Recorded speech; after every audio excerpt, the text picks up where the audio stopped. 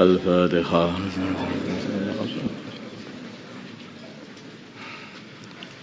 Bismillahirrahmanirrahim. Keputusan Fasal Masail Senin 20 Sya'ban 1444 Hijriah 13 Maret 2023 Masehi. Masalah istri yang tidak mau pindah rumah ikut suami atau pindah tempat ikut suami. Zaki dan Fatimah adalah pasangan suami istri, contohnya saja ini. Dan keduanya berasal dari daerah yang berbeda. Sang suami berasal dari Kalimantan dan si istri dari Aceh, Pulau Sumatera, pamannya seperti itu. Setelah 2 tahun menikah, Zaki mengajak istrinya untuk pindah dari Aceh ke kediamannya, yaitu ke Kalimantan.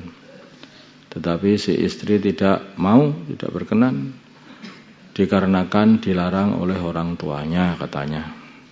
Pertanyaannya, apakah perbuatan Fatimah menolak untuk pindah bersama suaminya ke tempatnya suaminya ke Kalimantan itu dianggap nusyuz sehingga sudah tidak berhak untuk dinafkahi?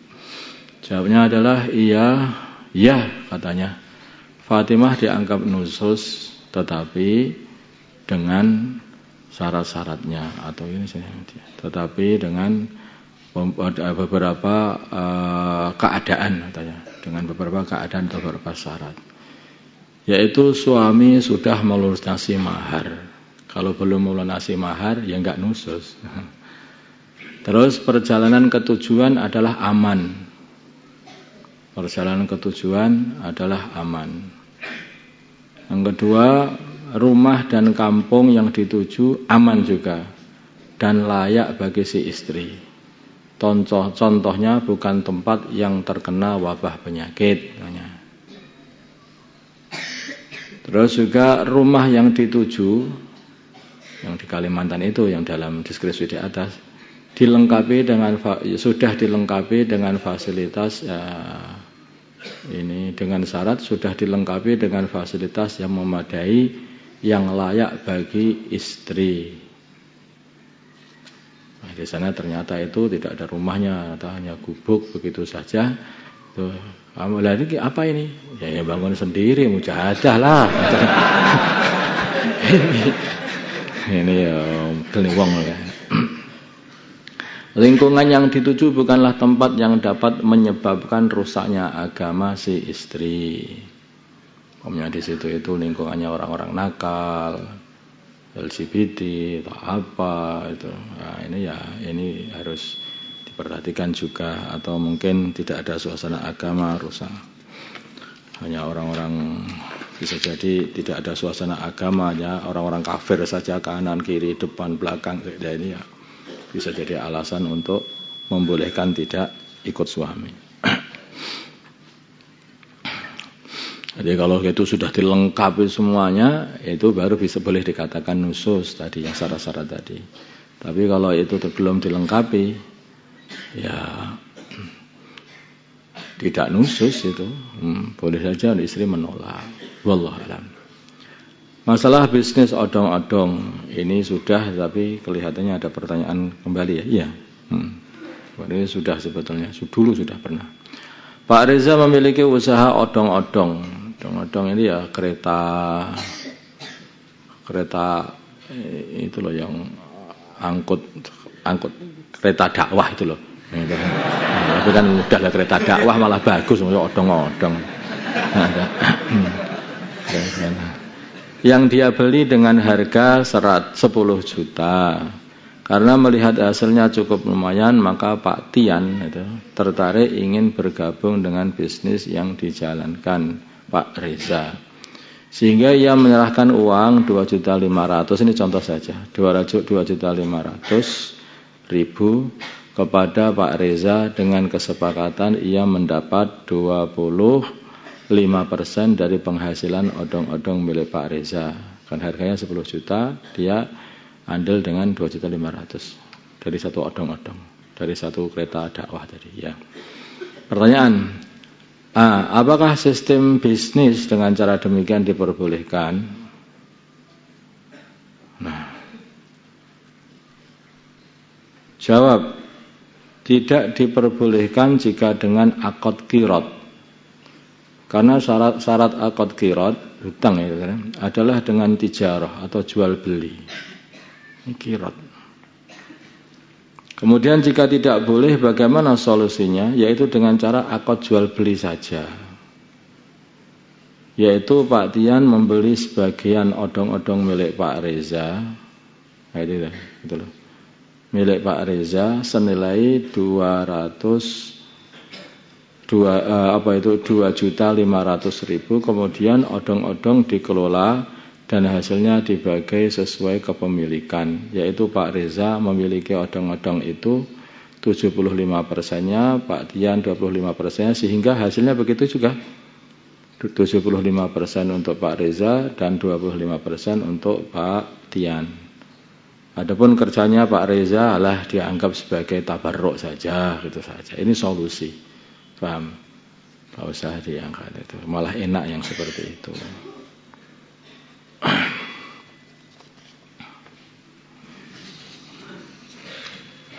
Karena itu kan hanya ngasih begitu saja, nggak jelas itu bagaimana apa itu untuk dibelikan odong-odong. Paling penting Pak nanam modal kita aja ya maksudnya itu. Awalnya itu nanam modal 22.500.000, pada itu ini kurang jelas. Nanti yang paling jelas ya memang itu untuk beli kereta itu sia 20%, yang Pak Rezanya itu 75%, hasilnya juga seperti itu, 75% untuk Pak Reza keuntungannya dan 25% untuk Pak Tian. Sedangkan Pak Rezanya yang sudah ahli menjalankan itu sudah tabarruk saja. Itu paling enak, itu enggak usah diangkat-angkat malah tapi berantem nanti. Itu aja. Ini yang paling enak begitu, dan itu bisa berjalan seperti biasa. Tabarruk itu artinya wes free, saya enggak usah dibayar, urusan kerja saya enggak usah dibayar, tapi urusan penghasilan dibagi, gitu loh maksudnya. Kalau saya itu Pak Reza, urusan kerja saya itu menjalankan dan ngurusi kereta itu jalan pulang itu enggak usah dibayar, tapi urusan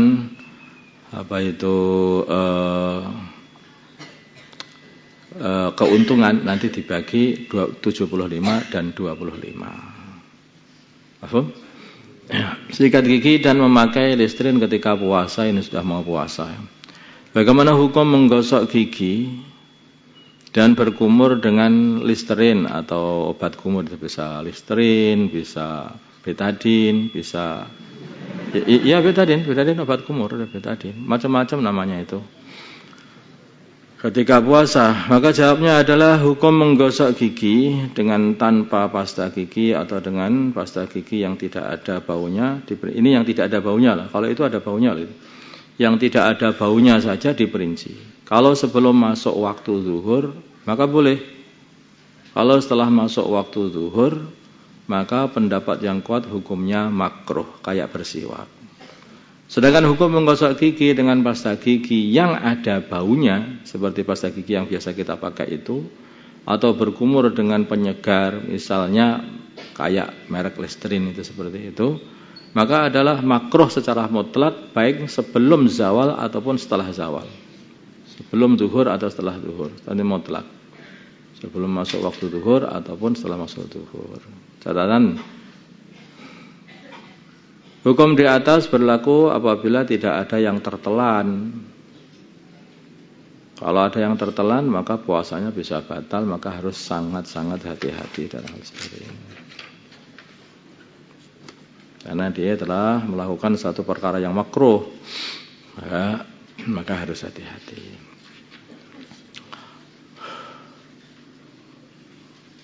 Sholat fardu di atas kursi. Nah, ini sangat banyak terjadi ini. Masalah sholat fardu di atas kursi. Fardu loh ya ini.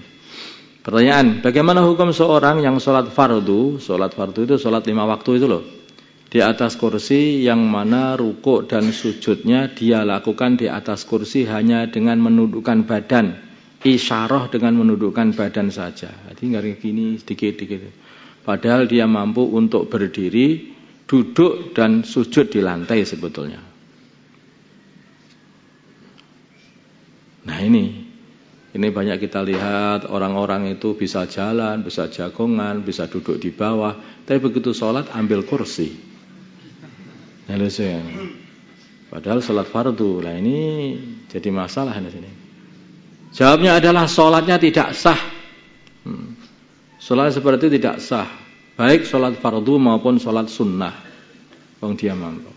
Karena berdiri, maksudnya tidak, karena masalahnya dia itu bisa sujud tidak sujud. Maka sholat sunnah pun juga tidak boleh, tidak sah. Karena berdiri, rukuk dan sujud adalah termasuk rukun sholat sehingga harus ditunaikan semuanya sebagaimana aturan semestinya. Adapun bagi orang yang masih mampu berdiri, ini untuk sholat fardu ya.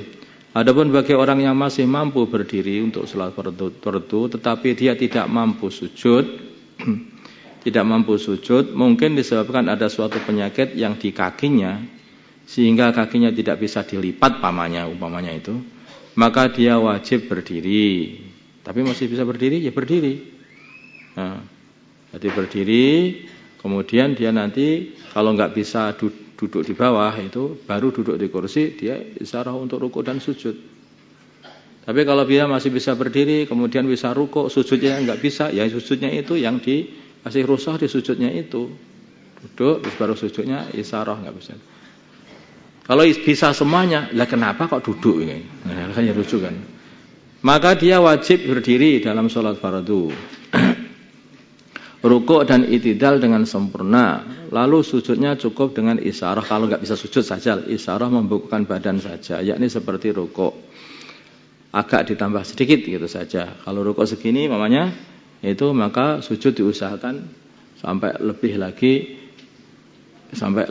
melebihi isyarah rukuknya, biar berbeda. Dan bagi yang tidak mampu berdiri, maka dia boleh sholat dengan duduk. Lalu rukuknya membungkukkan badan dan sujud seperti biasanya. Jadi kalau orang nggak bisa berdiri, tapi dia itu bisa sujud, tidak bisa berdiri, tapi dia bisa sujud, maka duduk di bawah di tanah, bukan di kursi. Duduk di bawah tanah, kemudian isyarah dengan rukuk, usahakan kalau wajah itu sampai di depannya lutut ya. Tuh, sampai wajah di depan lutut, kemudian baru sujud. Lah berdirinya yang enggak bisa itu diganti dengan duduk. Rukuknya yang enggak bisa sempurna diganti dengan menunduk, tapi wajahnya usahakan sampai di depannya lutut. Itu seperti itu kalau dia enggak bisa berdiri. Jadi kalau dia bisa berdiri, wajib berdiri. Makanya kalau ini harus betul-betul dicermati ini. Ini yang mungkin pengen sholat dengan kemurahan seperti ini harus mudzakarah dulu sebaiknya. Biar diajari yang benar, biar sholatnya sah. Karena urusan sholat itu enggak ada kemurahan. Meninggalkan sholat enggak ada kemurahan dalam Islam. Betul. Makanya dalam perang pun itu orang Islam itu tetap sholat.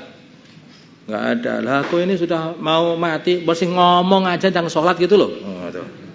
Orang masih mau mati, kalau sudah mau sholat, walau masih bisa sholat ya sholat, nggak tahu isyarah atau apa, nggak tahu. Misalnya isyarah tetap sholat saja. Nah, nggak ada sholat itu kok terus. Nah, aku pilek kok sekarang itu nggak sholat sekarang, nggak ada yang seperti itu. Kecuali haid. Ya, siapa yang pengen haid silahkan aja.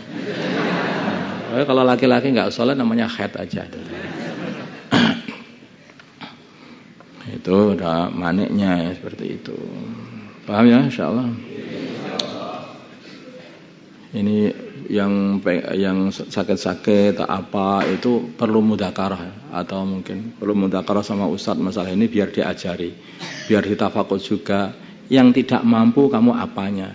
Apa berdirinya kah, apa rukuknya kah, apa sujudnya kah, nanti bagaimana cara mengerjakan sholat itu hendaknya minta mudzakarah sama ustadz-ustadz, anak-anak dari ustadz-ustadz dari Darul Ifta atau mungkin ustadz-ustadz dari kelas Minhaj, itu insyaallah juga sudah bisa memberi mudzakarah seperti ini. Insyaallah ya. Jangan ngawur, ini masalah penting, ini masalah sholat ini. اللهم صل على سيدنا محمد وعلى سيدنا محمد وما صليت على سيدنا إبراهيم وعلى آل سيدنا إبراهيم وبارك على سيدنا محمد وعلى سيدنا محمد وبارك على سيدنا إبراهيم. اللهم ارحم مد سيدنا محمد، اللهم كل مد سيدنا محمد، اللهم أصلح مد سيدنا محمد، اللهم آلف بين قلوبهم مد سيدنا محمد، اللهم انصر مد سيدنا محمد، اللهم عز سلطان النصيرة. صلى الله على سيدنا محمد النبي الأمي وعلى آله وصحبه وسلم والحمد لله رب العالمين.